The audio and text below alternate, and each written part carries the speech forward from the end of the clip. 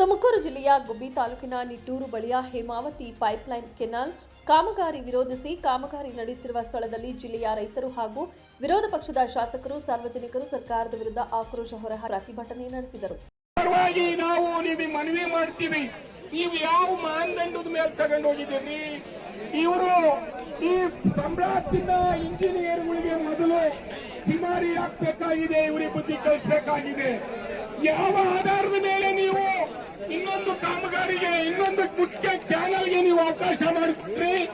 ಸರ್ಕಾರ ಹೇಳುತ್ತೆ ಅಂತ ಹೇಳಿ ಏನ್ ಬೇಕಾದ್ರೂ ಬರ್ಕೊಡ್ತೀರಿ.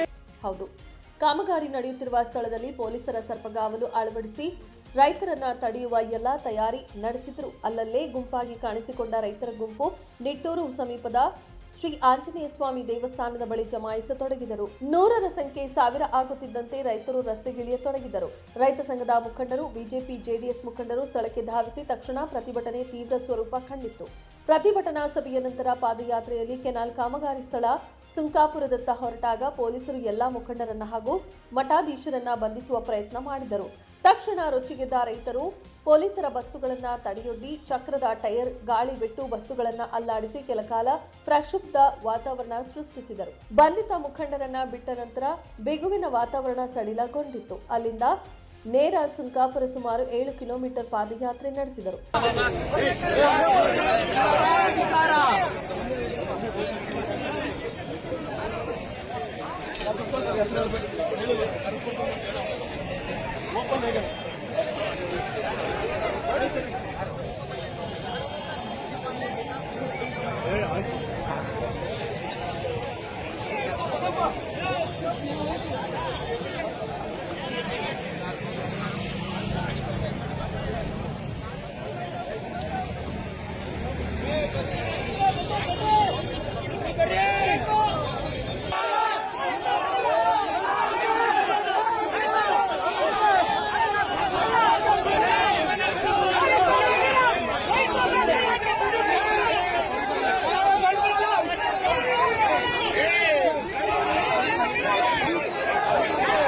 ರೈತ ಸಂಘದ ಜಿಲ್ಲಾಧ್ಯಕ್ಷ ಎ ಗೋವಿಂದರಾಜು ಮಾತನಾಡಿ, ಲಿಂಕ್ ಕೆನಾಲ್ ಕಾಮಗಾರಿ ಆರಂಭಿಸಿ ಉಪಮುಖ್ಯಮಂತ್ರಿ ಶಿವಕುಮಾರ್ ಅವರು ಅಕ್ರಮ ಕೆಲಸ ಮಾಡುತ್ತಿದ್ದಾರೆ.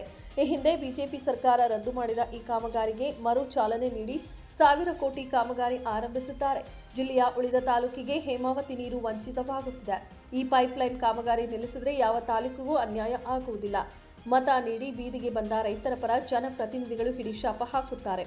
ಕಾಂಗ್ರೆಸ್ ಶಾಸಕರು, ಸಚಿವರು ಸರ್ಕಾರಕ್ಕೆ ಮನದಟ್ಟು ಮಾಡಬೇಕಿತ್ತು. ಪ್ರಭಾವಿ ಡಿಸಿಎಂ ಅವರಿಗೆ ಹೆದರುವ ಅವಶ್ಯಕತೆವಿಲ್ಲ. ಶಾಂತಿಯುತ ಹೋರಾಟ ನಮ್ಮದು. ಪೊಲೀಸರನ್ನ ಕರೆತಂದು ಬೆದರಿಸುವ ಅಗತ್ಯ ಇರಲಿಲ್ಲ. ಸಾವಿರಾರು ರೈತರನ್ನ ಬರದಂತೆ ಕೂಡ ಮಾಡಿದ್ದಾರೆ. ಹತ್ತಿಕ್ಕುವ ಕೆಲಸ ಖಂಡನೀಯ ಎಂದರು. ಮೂಲ ನಾಲೆಯನ್ನೇ ಮಾಡಿಲ್ಲ, ಮೂಲ ನಾಲೆಯನ್ನೇ ಮಾಡದೆ ಕುಣಿಗಲ್ ತಾಲೂಕಿಗೆ ನೀರು ಹರಿಯೋದಿಲ್ಲ.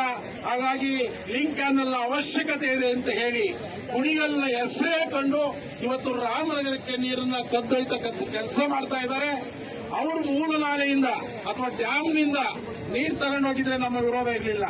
ನಮಗೆ ಹಂಚಿಕೆ ಆಗಿರ್ತಕ್ಕಂಥ ನಾಲೆಯ ಮಧ್ಯಭಾಗದಲ್ಲಿ ಇವತ್ತು 70 ಕಿಲೋಮೀಟರ್ನಿಂದ ನೀರು ಆ ಭಾಗಕ್ಕೆ ಹೋಗೋದ್ರಿಂದ ಮುಂಭಾಗಕ್ಕೆ ಎತ್ತರವಾಗಿ ರಭಸವಾಗಿ ನೀರು ಹರಿಯೋದಿಲ್ಲ.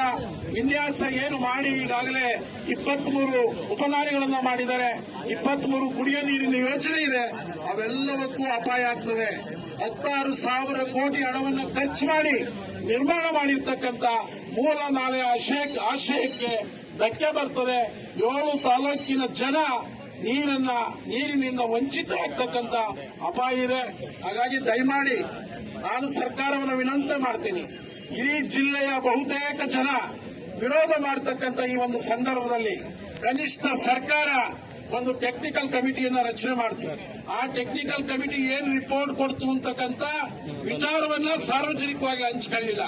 ಹಾಗಾಗಿ ಈಗಲೂ ಸರ್ಕಾರಕ್ಕೆ ನಾನು ವಿನಂತಿ ಮಾಡ್ತೇನೆ, ನೀವೇನಾದ್ರೂ ಲಿಂಕ್ ಕ್ಯಾನಲ್ ಮಾಡಿದ್ದೇ ಆದ್ರೆ 10 ತಾಲೂಕುಗಳ ಜನರಿಗೆ ಅಪಾಯ ಆಗ್ತದೆ. ಪ್ರತಿಭಟನೆಯಲ್ಲಿ ಶಾಸಕ ಎಂಟಿ ಕೃಷ್ಣಪ್ಪ ಮಾತನಾಡಿ, ಕುಣಿಗಲ್ ತಾಲೂಕಿಗೆ 3.3 ಟಿಎಂಸಿ ತೆಗೆದುಕೊಂಡು ಹೋಗಲಿ, ಅದಕ್ಕೆ ಅಂದು ಅಡ್ಡಿ ಮಾಡೋಲ್ಲ. ಕುಣಿಗಲ್ ಹೆಸರಿನಲ್ಲಿ ಮುಂದಕ್ಕೆ ರಾಮನಗರ ಜಿಲ್ಲೆಗೆ ನೀರು ಹರಿಸುವ ಅಕ್ರಮಕ್ಕೆ ನಮ್ಮ ರೈತರು ಬಿಡುವುದಿಲ್ಲ. ಶಾಸಕ ರಂಗನಾಥ್ ಅವರ ಮಾವ ಆಗಿರುವ ಶಿವಕುಮಾರ್ ಅವರಿಗೆ ಬದ್ಧರಾಗಿ ಕೆಲಸ ಮಾಡಲೇಬೇಕು. ಅದಕ್ಕೆ ಜಿಲ್ಲೆಯ ರೈತರನ್ನ ಬಲಿ ಪಡೆಯುವ ಕೆಲಸ ಮಾಡಲು ಬಿಡುವುದಿಲ್ಲ. ಮುಖ್ಯ ನಾಲೆಯ ಮೂಲಕ ಅಲೋಕೇಶನ್ ಮಾಡಿದಷ್ಟು ನೀರು ತೆಗೆದುಕೊಂಡು ಹೋಗಿ ಎಂದು ಗುಡುಗಿದರು. ಶಾಸಕ ಬಿ ಸುರೇಶ್ ಗೌಡ ಮಾತನಾಡಿ, ರೈತರಿಗೆ ಅನ್ಯಾಯ ಮಾಡಿದರೆ ಪೆಟ್ರೋಲ್ ಸುರಿದುಕೊಂಡು ಬೆಂಕಿ ಹಚ್ಚಿಕೊಳ್ಳಲು ಸಜ್ಜಾಗಿದೆ.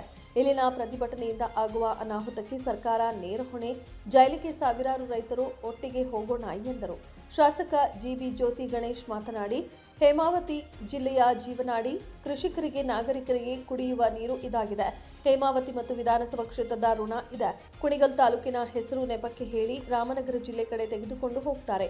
ಇಲ್ಲಿನ ರೈತರಿಗೆ ವಿಷ ಕೊಡುವ ಕೆಲಸ. ಮುಂದಿನ ದಿನಗಳಲ್ಲಿ ತುರುವೇಕೆರೆ ತಾಲೂಕಿಗೆ ದೊಡ್ಡ ಪೆಟ್ಟು ಬೀಳಲಿದೆ ಎಂದರು. ಪ್ರತಿಭಟನೆಯಲ್ಲಿ ತೇವಡೆಹಳ್ಳಿ ಶ್ರೀ ಗೋಸಲ ಚನ್ನಬಸವೇಶ್ವರ ಸ್ವಾಮೀಜಿ, ದೊಡ್ಡಗುಣಿ ಮಠದ ಶ್ರೀ ರೇವಣಸಿದ್ದೇಶ್ವರ ಸ್ವಾಮೀಜಿ, ಗೊಲ್ಲಹಳ್ಳಿ ಮಠದ ವಿಭವಶಂಕರ ಸ್ವಾಮೀಜಿ, ಕಾರದ ಮಠದ ಶ್ರೀ ಕಾರದ ಬಸವ ಸ್ವಾಮೀಜಿ, ಮುಖಂಡರಾದ SD Dilip Kumar, V Hebbaka, KT Shanthakumar, Panchakshari, Bhairappa, Kallipalya, Lokesh, BS Nagaraju, Bettaswamy, Chandrashekhar Babu, CG Lokesh, Nittur Prakash, Balaramaiah, ರೈತ ಸಂಘದ ವೆಂಕಟೇಶ ಮತ್ತಿತರರು ಪಾಲ್ಗೊಂಡಿದ್ದರು. Babukhan, 9 live news, Tumakuru.